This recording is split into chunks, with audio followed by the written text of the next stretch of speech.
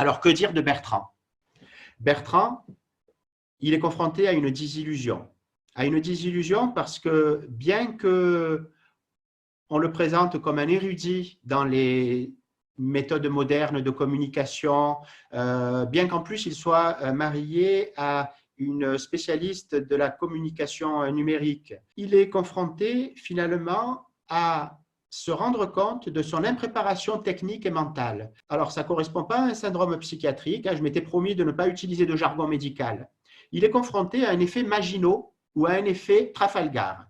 Je vais m'expliquer. 2 fois, l'armée française s'est trouvée mal face aux Allemands quand elle avait beaucoup investi sur la ligne Maginot et que finalement l'ennemi venait d'ailleurs, et à Trafalgar face aux Anglais. Eh bien, les outils qu'il avait ne lui ont pas été d'un grand recours et c'est même pire finalement que s'il partait de rien parce que finalement, tout ce savoir, tout ce qui faisait finalement chez ce jeune adulte, chez ce jeune professionnel, quelque chose qui était pour lui presque une valeur ajoutée. Il se disait que c'était son couteau suisse. Et bien, comme un couteau suisse, je ne sais pas si vous avez déjà essayé de couper du saucisson avec un couteau suisse, vous n'y arrivez pas. On vous promet que ça servira à quelque chose et finalement, ça n'est pas bien utile. Donc, ce fossé entre l'idéal et la réalité, ça se décrit diversement comme un processus psychique, mais en tout cas, il tombe de haut. Et ça va être, en plus de toute cette addition de travail qu'il va avoir, en tant que personne ressource, en tant qu'enseignant avec ses missions habituelles, en devant apprivoiser les nouveaux outils techniques, en devant former les autres, eh bien, en plus, il va devoir se remettre de cette prise de conscience sur lui-même. Ce qui a un effet finalement sur autrui, sur son identité de professionnel, parce que mon identité, c'est la façon dont je me vois, la façon dont je veux être vu, la façon dont je crois être vu et la façon dont je suis réellement vu. Et finalement, c'est un fiasco qu'il subit. Je suis beaucoup confronté à cette situation-là, plus qu'à celle d'Albert en téléconsultation parmi les personnes qui souffrent, alors notamment par des enseignants à l'étranger qui pourtant sont plus que leurs confrères et leurs consoeurs de l'Hexagone préparés aux impondérables, aux situations nouvelles, à la gestion de la diversité. Mais quand on croyait que la clé à molette allait fonctionner sur tous les types d'écrous et que finalement, ça n'est pas le bon, l'épreuve est d'autant plus douloureuse. Et pour décrire l'expérience psychique et les rémédiations, on y viendra tout à l'heure. La petite Chloé, elle est avant tout un enfant avec un fonctionnement enfantin. Elle n'est pas scolarisée pour des apprentissages, mais encore pour son développement, parce qu'elle est en petite enfance. Donc, dans la petite enfance, on n'est pas conscient que les apprentissages sont là pour acquérir des compétences, etc. On est donc tributaire, et là aussi le déterminisme y est, des choix que font pour nous les adultes et de là où on est tombé. Et elle est confrontée à quoi? À un changement de statut. Alors un changement de statut en tant que petite fille, en tant que fille de ses parents, en tant qu'élève. Son changement de statut, il est en plus visible matériellement dans la mesure où le cadre physique de son enseignement n'est plus le même. Virginie Duré décrivait la tension qui existait chez les parents, qui avaient justement cette addition de travail, ces adaptations, qui avaient subi, comme tout le monde, cette peur pour eux-mêmes, diversement ressentie, diversement exprimée. Donc, face à des adultes en plein questionnement, avec des attitudes qui ne sont pas exprimées. Or, on parle beaucoup plus à ces enfants, surtout en petite enfance, avec des non-dits, avec des implicites, qu'avec des choses expliquées. Donc, les comportements, les cris. Virginie Duré décrivait le fait qu'elle avait subi donc une attitude un petit peu répressive des parents. Et dans la situation de Chloé, ce changement de statut, ce changement d'environnement scolaire et familial, ce changement de rythme, le corps a ses raisons. Et c'est aussi valable pour les adultes. Moins d'activité physique. Il n'y a plus le trajet, il n'y a plus le rituel habituel.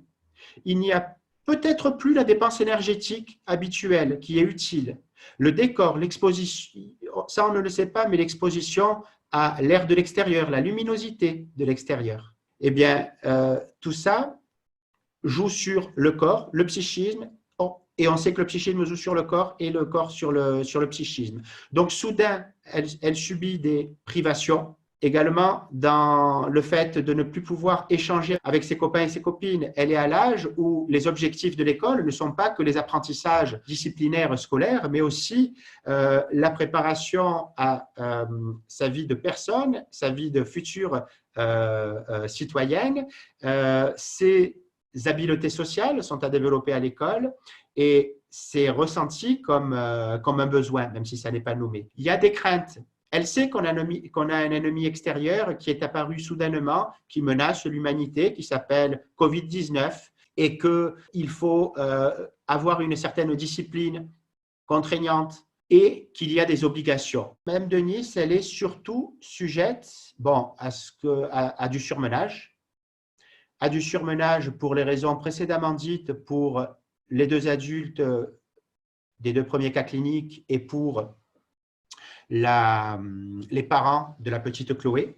Elle aussi, le foyer subit les conséquences de ces additions de travail et de ces stress au sens médical du terme, fatigue du corps, fatigue psychique, avec une réduction des performances, atteinte de l'estime de soi, inévitablement, et puis les mécanismes affectifs qui peuvent être des moteurs pour être plus performants au travail, eh bien là, non seulement ne sont pas absents, mais au contraire sont freinateurs.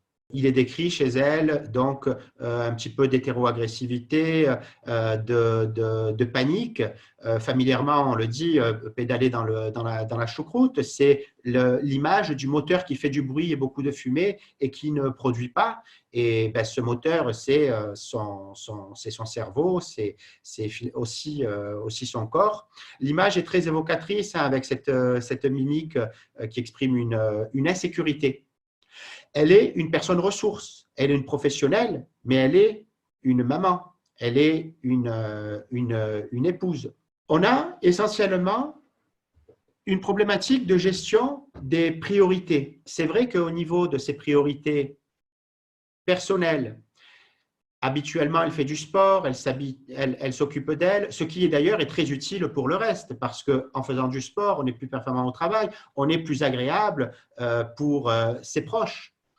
Donc, ces priorités personnelles sont peut-être négligées parce que la personne encline à être performante se dit, et elle n'a pas tort, qu'on est obligé d'être négligent quelque part pour être performant ailleurs. Et finalement, elle est obligée de se priver de certaines priorités qui lui étaient personnelles. Mais également, et là c'est malgré elle, au niveau familial, dans les échanges affectueux qui sont importants. Là, on s'aperçoit que les tensions dans la famille sont comparables à celles du foyer de la petite Chloé. Au niveau des interactions sociales, on la sent agressive malgré elle parce qu'en souffrance, et au niveau professionnel, elle n'est pas efficace. Essentiellement pour une raison de fatigue, pour une raison d'organisation, et parce que les fonctions cognitives, les fonctions mnésiques, de mémorisation, celles surtout qui permettent de relativiser, de mettre en balance, sont tributaires de l'état émotionnel de l'individu. Et puis, au niveau matériel, les priorités semblent être mal gérées. On est bien d'accord que tous ces secteurs de priorité, tels qu'ils sont décrits dans certaines théories, essentiellement dans une des branches de la psychologie du travail, qui est la psychodynamique du travail, qui se propose donc d'identifier les facteurs optimisants et ceux qui sont freinateurs, et de rechercher une amélioration de la performance en management, en performance professionnelle, en gestion du temps, en ambiance dans les équipes. Voilà, j'ai choisi cet exemple-là, cette référence-là, mais il y en avait beaucoup d'autres. L'impact affectif, alors pour ma part, c'est en tant que médecin que je suis consulté sur des cas pareils. L'estime de soi est très affectée. Alors, dans son identité féminine, il y a beaucoup de travaux en psychologie du travail, mais pas seulement, dans d'autres champs de la psychologie, sur la féminité sociale et sur le genre, dans la psychologie, le genre dans la santé au travail. Et on sent que cette dame, alors on parlait tout à l'heure de l'importance du corps, elle subit, comme toutes les dames, les fluctuations hormonales qui jouent sur l'humeur. Sa descendance subit le fait qu'elle ne soit pas agréable et probablement son époux. Au niveau professionnel, je ne pense pas qu'elle soit très agréable avec ses collègues si on a la même symptomatologie. Et au niveau des interactions sociales, finalement, eh bien, elle a fait le choix, dans son cas, d'en faire abstraction. Et ça n'est pas là pour améliorer justement cette symptomatologie. Ça n'est pas symptomatique d'une pathologie psychique. Ça sera, on va dire, un trait de caractère, un environnement qui a fait ça, qui a concouru à rassembler des circonstances pour en arriver à cet état. Et ça peut même être utile pour une réorganisation au sein de la maisonnée, au sein du couple, dans la gestion de sa vie de maman et de ses priorités.